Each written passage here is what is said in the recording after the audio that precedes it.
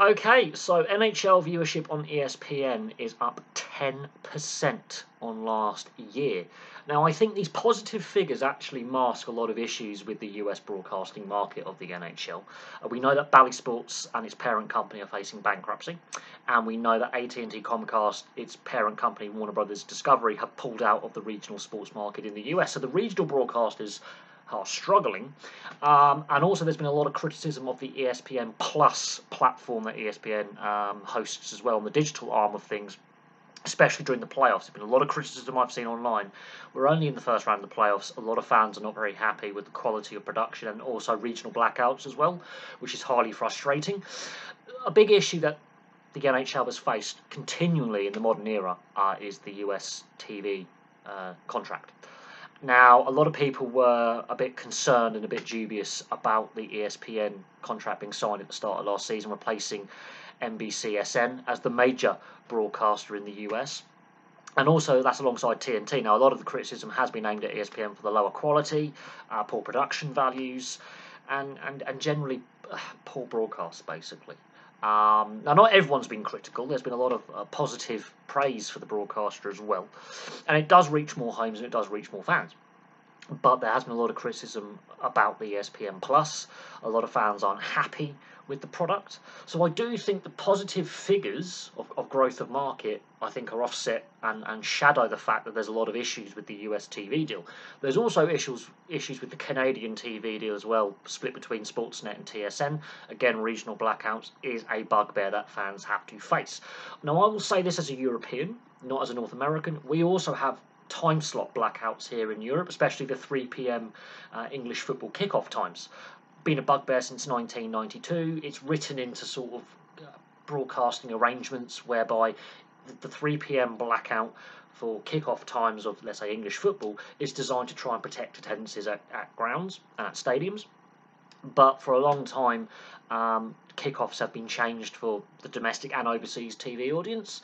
In the US and Canadian case, it's regional blackouts, and this is the issue that I think, especially with the US market, now has with the potential collapse of Bally Sports and its parent company facing bankruptcy, and AT&T Comcast, which is owned by Warner Brothers Discovery, pulling out of the regional sports game. Regional blackouts are going to continue to be an issue now with ESPN and ESPN Plus and TNT. So I want to hear what North American viewers of the channel, their thoughts on the ESPN deal. I know a lot of people aren't overly happy with the deal that the NHL has agreed with ESPN in the US, and this has been an issue that the NHL has consistently faced with growing in the US, especially in the non-traditional locations like the South and the desert areas such as Arizona, for example.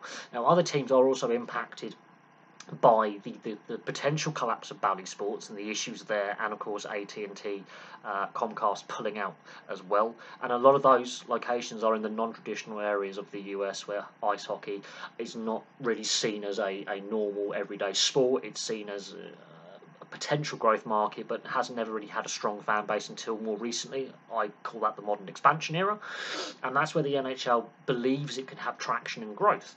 So I want to see your thoughts in the comments section below. I think the positive figures do hide the fact that there's a lot of issues with this current TV contract arrangement that the NHL has signed, and of course the potential issues facing Bally Sports as well could heavily impact the NHL and other leagues as well in North America going forward. And we're seeing similar issues here in Europe with broadcasters struggling financially and TV deals collapsing. And this is all during the COVID era. So if you follow French football, for example, they don't have a national broadcaster at the moment, and that was due in part to the COVID pandemic and the collapse of their TV arrangement domestically.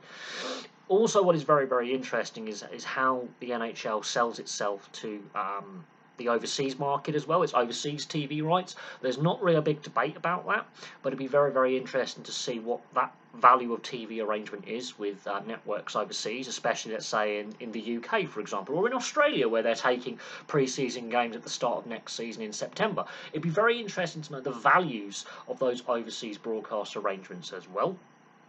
Because they're not readily available. I'll have to do some digging on that.